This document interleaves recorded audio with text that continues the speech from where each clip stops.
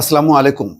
মার্কিন যুক্তরাষ্ট্র ইরানের উপর যে হামলা চালিয়েছে সেই ব্যাপারে বিশ্ব এখন সরব হতে শুরু করেছে। বিশেষ করে শক্তিধর দেশগুলো এটাকে আন্তর্জাতিক আইনের লঙ্ঘন এবং স্বাধীন সার্বভৌম দেশের উপর হস্তক্ষেপ হিসাবে বর্ণনা করেছে। অন্যদিকে ইরানের সকল সরকারি সংস্থা, সশস্ত্র বাহিনী, সরকার সবাই একযোগে বলছে যে এটি চরম বিশ্বাসঘাতকতা এবং এই হামলার জন্য যুক্তরাষ্ট্রকে তার পরিণতি ভোগ করতে হবে। দর্শক, যেই প্রতিক্রিয়া দিয়েছে ইতিমধ্যে, আমরা যদি রাশিয়ার প্রতিক্রিয়া দেখি, ইরানের 3টি পারমাণবিক স্থাপনায় ক্ষেপণাস্ত্র হামলা চালিয়েছে যুক্তরাষ্ট্র। এই হামলার তীব্র নিন্দা জানিয়েছে রাশিয়া এবং স্পেন। রুশ পররাষ্ট্র মন্ত্রণালয় এক বিবৃতিতে বলেছে, একটি স্বাধীন সার্বভৌম রাষ্ট্রের ভূখণ্ডে ক্ষেপণাস্ত্র এবং বোমা হামলার যে দায়িত্বজ্ঞানহীন সিদ্ধান্ত নেওয়া হয়েছে তা যে যুক্তিতেই তুলে ধরা হোক না কেন, তা আন্তর্জাতিক আইন, জাতিসংঘ সনদ এবং নিরাপত্তা পরিষদের প্রস্তাবের স্পষ্ট লঙ্ঘন। বিবৃতিতে আরও বলা হয়, আমরা এই আগ্রাসন বন্ধের আহ্বান জানাই এবং রাজনৈতিক এবং কূটনৈতিক পথে ফেরার পরিবেশ সৃষ্টির লক্ষ্যে জোরালো প্রচেষ্টার উপর গুরুত্ব আরোপ করছে। অন্যদিকে চীন একইভাবে কঠিন প্রতিক্রিয়া দিয়েছে। ইরানের পারমাণবিক স্থাপনায় হামলার ব্যাপারে চীন বলেছে যে যুক্তরাষ্ট্র এই ধরনের কার্যকলাপ জাতিসংঘের সনদের উদ্দেশ্য, নীতিমালা এবং আন্তর্জাতিক আইনের গুরুতর লঙ্ঘন করেছে। এই হামলার কারণে মধ্যপ্রাচ্যে উত্তেজনা বেড়েছে। বিবৃতিতে বলা হয়, ইরানে মার্কিন হামলা এবং আইএইএ এর নিরাপত্তার তত্ত্বাবধানে থাকা পারমাণবিক স্থাপনাগুলোতে বোমা বর্ষণের কঠোর নিন্দা জানাচ্ছে চীন সব পক্ষ, বিশেষ করে ইসরায়েলকে দ্রুত যুদ্ধবিরতিতে পৌঁছাতে এবং বেসামরিক নাগরিকদের নিরাপত্তা নিশ্চিত এবং সংলাপ এবং আলোচনার মাধ্যমে সমস্যা সমাধানের আহ্বান জানিয়েছে।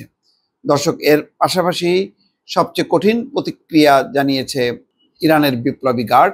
হামলার জন্য পরিণতি ভোগ করবে যুক্তরাষ্ট্র। এখানে বলেছে, যুক্তরাষ্ট্র ইরানের পারমাণবিক স্থাপনা লক্ষ্য করে শনিবার মধ্যরাতের পর হামলা চালায়। এর প্রতিক্রিয়ায় ইরানের রেভলিউশনারি গার্ড কোর বলেছে, ইরানে হামলা করে যুক্তরাষ্ট্র অপরাধ করেছে। মার্কিন সরকার অতীতের মধ্যপ্রাচ্যের যুদ্ধগুলো থেকে শিক্ষা নেয়নি। ইরানের পারমাণবিক স্থাপনায় আজকের বোমা হামলার জন্য পরিণতি ভোগ করবে যুক্তরাষ্ট্র। বিবৃতিতে আইআরজিসি বলেছে, যুক্তরাষ্ট্রের অতীতেও এমন হামলা ব্যর্থ করেছে। এসব ব্যর্থ হামলার পুনরাবৃত্তি মার্কিনীদের কৌশলগত অক্ষমতা প্রদর্শন করে।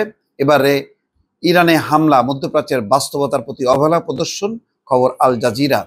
অন্যদিকে ইরানের পররাষ্ট্রমন্ত্রী আব্বাস আরাকচি বলেছেন, যুক্তরাষ্ট্র এবং ইরানের জনগণের সঙ্গে বিশ্বাসঘাতকতা করেছে ডোনাল্ড ট্রাম্প। বলছেন যে যুক্তরাষ্ট্রের প্রেসিডেন্ট ডোনাল্ড ট্রাম্প ইরান এবং মার্কিন জনগণ উভয়ের সঙ্গে বিশ্বাসঘাতকতা করেছেন। এমন মন্তব্য করেছেন পররাষ্ট্রমন্ত্রী আব্বাস আরাকচি। দেশটির পারমাণবিক স্থাপনায় যুক্তরাষ্ট্রের হামলা প্রতিক্রিয়ায় তিনি এই কথা বলেন। টেলিভিশনে প্রচারিত এক অনুষ্ঠানে আরাকচি বলেন, যদিও প্রেসিডেন্ট ট্রাম্প যুক্তরাষ্ট্রের ব্যয়বহুল যুদ্ধে অংশগ্রহণের অবসান ঘটনার একটি প্ল্যাটফর্মের উপর নির্বাচিত হয়েছিলেন, তিনি কূটনীতির প্রতি আমাদের প্রতিশ্রুতির অপব্যবহার করে কেবল ইরানের সাথেই বিশ্বাসঘাতকতা করেননি, বরং একজন ওয়ান্টেড যুদ্ধাপরাধীর মিশনে আত্মসমর্পণ করে তার নিজস্ব ভোটারদেরও প্রতারিত করেছেন। মার্কিন হামলার পর ইরানের আলোচনায় ফিরে আসার জন্য কি কি শর্ত থাকবে জানতে চাইলে ইরানের পররাষ্ট্রমন্ত্রী বলেন, ইরানকে কূটনীতিতে ফিরে যেতে বলা অপ্রাসঙ্গিক। আমরা কূটনীতির মাঝামাঝি ছিলাম। আমরা যখন যুক্তরাষ্ট্রের সঙ্গে আলোচনার মাঝপথে ছিলাম তখন ইসরায়েলেরা হামলা চালিয়ে তা উড়িয়ে দেয়।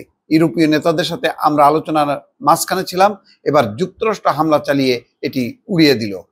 তাই ইরান নয়, বরং যুক্তরাষ্ট্র কূটনীতির সাথে বিশ্বাসঘাতকতা করেছে, তারা আলোচনার সাথে বিশ্বাসঘাতকতা করেছে, আরাকচি যোগ করেন। কঠিন প্রতিক্রিয়া দর্শক, এটি হবেই, কেননা মার্কিন যুক্তরাষ্ট্রের এই হামলা সারা মুসলিম বিশ্বকে হতবাক করেছে, হতাশ করেছে, ক্ষুব্ধ করেছে। এমনকি বিশ্ব সম্প্রদায় পর্যন্ত অবাক হয়েছে যে এই ধরনের অবিবেচনা প্রসূত একটি কর্মকাণ্ড ইসরায়েলের নেতানিয়াহুর যুদ্ধের ফাঁদ, সেই ফাঁদে পা দিয়ে ডোনাল্ড ট্রাম্প কিভাবে যুদ্ধ চালালো ইরানের বিরুদ্ধে এবং পারমাণবিক স্থাপনায় অত্যন্ত বিপজ্জনকভাবে সে হামলা করেছে, যার কারণে আরো বড় ধরনের বিপর্যয় করতে পারত। দর্শক, ভালো থাকবেন। আল্লাহ হাফেজ।